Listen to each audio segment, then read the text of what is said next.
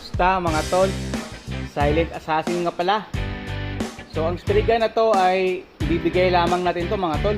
Libreng spray gun para sa mga kapatid natin. So bago ka magkaroon ng libreng spray gun ay panoorin mo muna yung video natin. Sa mga tol. So ito nga pala ang bago nating spray gun, Anista Iwata W100 siya mga tol. At ang kanyang air cap mga tol. Ayan, ang kanyang air cap makikita nyo. Andyan din yung kanyang number na W100-D1. So ang butas ng kanyang karayo mga tol ay 1.0. At ang kiwawi naman natin ay 1.3. So kung yan ay 1.3, ito naman ay 1.0. Ibig sabihin mas maliit ang butas nito mga tol. So ang kanyang tangke mga tol, ayan, nakabalot pa. So i-unbox na natin yan mga tol at susubukan natin ibuka ngayon mga tol. So ito na. So ito na mga tol, ang kanyang tangke mga tol. So makikita mo talaga ang tatak ng mga original mga tol. So dalawa na yung tangke natin, yung tatak original mga tol. Dahil ang bago kasi ngayong tangke ay ito na. So pangalan na lang siya. Hindi na siya nakatawag doon mga tol, yung naka-engraved bang anong bang tawag din sa mga tol. Ayan, ano ba yan? So ganyan siya. Ito talaga yung mga sinaunang modelo, panahon ng mga original mga tol. So wait lang, kabit na natin mga tol. So na mga tol, so nakabit na natin siya. So napakaganda pa ng kanyang tangke mga tol. Kita mo talaga na mas maganda pa siya isa dito sa tangke ng isa. Talagang ito ay talagang alaga mga tol. Kita mo naman, hindi naman yan kikintab ng ganyan kung hindi yan naingatan mga tol. So lalagyan na natin ng pintura mga tol. Ito na nga mga tol, kinabitan na natin siya ng gauge. So yung magandang klase natin na gauge ang kinabit dito. So ngayon mga tol ay lalagyan na natin ng pintura. Talagang mga tol, talagang bilib na bilib ako sa kanyang cap dahil ang kanyang cap ay talagang sariwa pa. Hindi katulad nung sa akin ay marami ng yupe. Marami na nga ang yupe. At ito naman mga tol ay talagang 0-0 talaga yung kanyang loob. So napakaganda yung ganitong cap mga tol. So halina. So ibubuga na natin ngayon mga tol. So ito na yung sagad niya mga tol. So ngayon mga tol ng hangin. Parang bumungad sa akin ang kanyang pagdima. Ang kanyang problema mga tol ay dito, sumisingaw yung hangin. Pero hindi malaking problema yan at hindi rin yan issue. Dahil kahit sa mga tig 1,500 na spray gun sa Pilipinas ay yun ang malaking problema sa kanila. Kasi pag nasira na yun, lalo na dito sa loob, ay hindi mo na maayos gaano.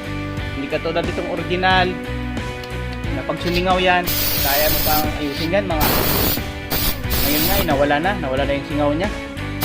Minsan ay linis lang yun. Kung may dumi, minsan sumisingaw. So para sa akin ay wala na siyang problema. So ibubugan na natin siya ngayon mga tol. Magandang babae mga tol, diba? Napakaganda talaga niya. Ang pasensya dapat.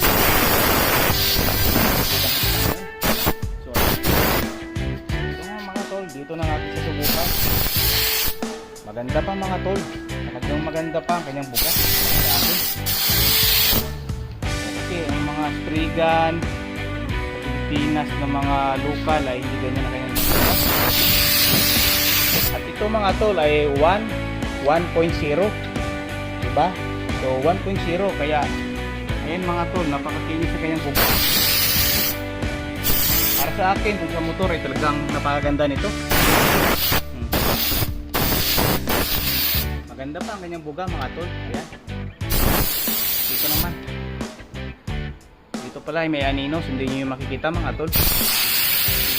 Ayun diba? Talagang makinis pa mga tol ang kanyang buga. Hindi nga lang makikita. Dito na lang mga tol. So bubuga na naman tayo ngayon na walang mas mga tol.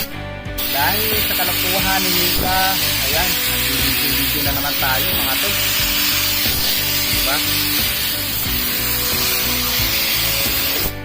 Ayan mga tol. talagang makinis tol ang kanyang buga.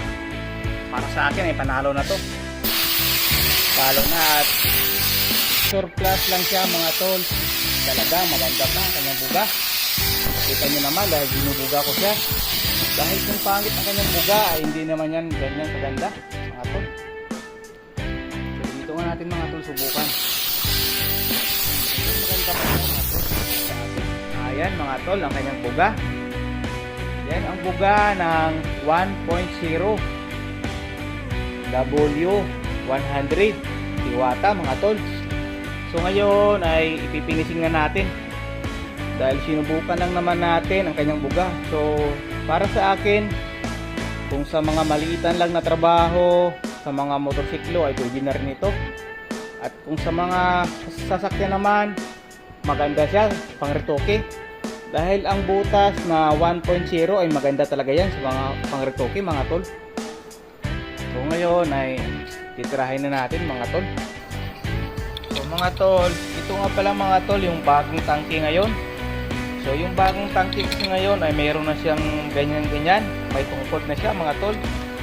Pag tinatong mo ay talagang tatayo yung spray gun, di ba? Katulad niya na wala siyang tungkol sa ilalim mga tol. So para sa akin eh kahit ganyan lang naman, cool, okay din naman yan. Cool pa rin siya mga tol. Dahil para sa akin, yung sinaunang modelong mga tol ay talagang napakasulit niyan dahil may pangalan siya mga tol. Eh yung bago naman, ang pangalan niya lang, eh dito lang, nagsulat lang yung pangalan. Iba pa rin yung naka-engrade mga tol, di ba? So para sa akin mga tol ay maganda na ito sa motorsiklo mga tol. Maganda na siyang gamitin dahil 1.0 siya. So ngayon ay magpipinising na tayo, magki-clear coat tayo mga tol. So nakatapos na tayo mga tol. Yan na yung finishing natin. Nag-spray gun natin ng 1.0 mga tol. So hanggang sa muli mga tol. Silent Assassin ng Japan. Maraming salamat.